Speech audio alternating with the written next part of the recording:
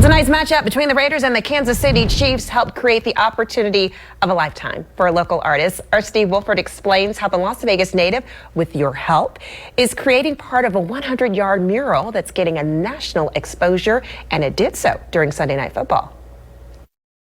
It's not often that sports and fine art have an opportunity to collide, but it's happening in Las Vegas and across the country thanks to a unique idea from NBC to literally paint a Sunday Night Football path across the U.S. to Super Bowl 56. NBC reached out to do a mural for the 11th matchup of the Las Vegas Raiders and the Kansas City Chiefs. Las Vegas artist Tony Castillo, known professionally as Tone Castle, on an opportunity to create something extraordinary for Sunday Night Football. We try to use a lot of pops of color, kind of like a collage look, mix of realism and some pop and abstract, and try to mix it up, do something organic and original. Castillo's 5-yard mural, created during a 12-hour session, represents this season's meeting between the Las Vegas Raiders and the Kansas City Chiefs. It'll join murals created by artists from other cities along the Sunday Night Football trail to eventually paint a 100-yard long path to Super Bowl 56 on NBC. It's a great opportunity, and I feel very honored to be chosen to represent Las Vegas, especially. This is the first mural for the Las Vegas Raiders since they're so new. Castillo says he hopes to pay tribute to both cities. So we've done a lot of mural work in Kansas City, so we kind of used our experience and also born and raised in Vegas, to put together like a cultural, to touch on some of the cultural aspects of both cities. And he'll be able to get inspiration from the fans themselves thanks to a special word cloud at NBCSports.com/SNFCanVS. That's why Castillo says his mural will be a work in progress. Really, we're still working on it because the words are still coming in. It's not done.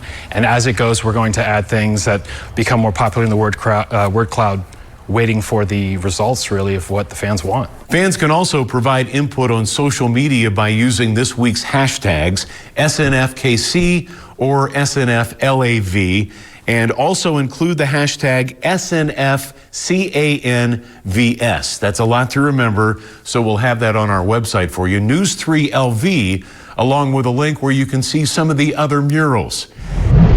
Tonight's disappointing loss couldn't distract from what's been happening off the field for the Silver and Black. Former wide receiver Henry Ruggs charged with DUI in a crash that took the life of a 23-year-old woman. And then last week, the Raiders waiving cornerback Damon Arnett after a lawsuit came to light, along with a video in which Arnett appears to threaten someone. Well, RK Dimash is live outside the stadium to talk to fans about how they feel with all the changes this season. KDU. Crystal, I talked to fans ahead of tonight's big game about how they're feeling about being back home following the absence of those two players. Listen to what they had to say. I was like, do I want to come to another home game? You know, while all this stuff is happening, you know, because John Gruden and Henry Ruggs. Like many others, Eric and Tony Ortega say they contemplated supporting the Raiders at Sunday's game and rooting them on. You're like torn between supporting your team and like that's a horrible tragedy that happened to someone. So hopefully people learn from it. This after former coach John Gruden resigned over racist, homophobic, misogynistic emails. Henry Ruggs was arrested and charged in a fatal DUI crash. Then the Raiders waived Damon Arnett after a social media video of him waving a gun and threatening to kill someone. You can't punish all the rest of the players. That's not fair. But you just got to move forward. You know what I mean? You got to move forward. Las Vegas local Matt Zipperish says since all three men are gone, we should just focus on the game. Just hoping for a great game and heal the community through football. The Ortegas say ultimately they won't forget the poor actions, but they're choosing to move forward and stand with the team. You know what? Show support to our Raiders. We got to show support. I mean, these are hard times for them right now. So, Crystal, very mixed feelings tonight, but the fans say that they are not ignoring the poor decisions made by the players or the coach, but they would like to move forward and continue supporting the team. Yeah, there is no question that business is up in downtown Las Vegas, more restaurants and bars bringing more people down here, and that is definitely a good thing. However, that also means more traffic here along Main Street, and now there is a specific problem the city is addressing.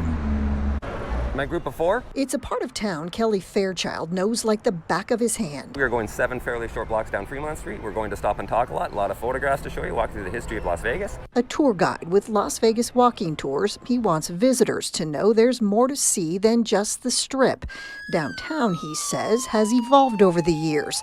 Unfortunately, so has traffic. The traffic's certainly gotten a lot busier over the years, and now that we have a lot of visitors coming back to Vegas, it is very congested. Especially when this happens, drivers stopping in travel lanes to drop off or pick up passengers. A particular trouble spot is Main Street between Ogden and Carson. Warning signs are now up, so are U-turn barriers. So far, it's not enough. There are some close calls that I do see out here. So tonight, a joint parking enforcement will target this stretch of Main Street. The city even forming a task force that includes local law enforcement, the taxi cab authority, and several nearby hotel casinos, all in an effort to keep traffic flowing and pedestrians safe. They're blocking all the time. Samuel Kaladi has been a cab driver 25 years. He says designated drop zones exist, and he welcomes any enforcement that reminds drivers follow the rules. That's a good thing. That's a good thing, big time. And Fairchild agrees. Fremont Street. John C. Fremont, U.S. General. He walks these streets every day and hopes motorists show a little more courtesy. Not everybody abides by where they're supposed to go and drop off, so they're picking up and dropping off right in the middle of the intersection sometimes. And that special enforcement tonight runs from 6 o'clock until midnight, and this really does target everyone, rideshare drivers to private cars. So if you do not want a ticket, you might want to mind where you stop.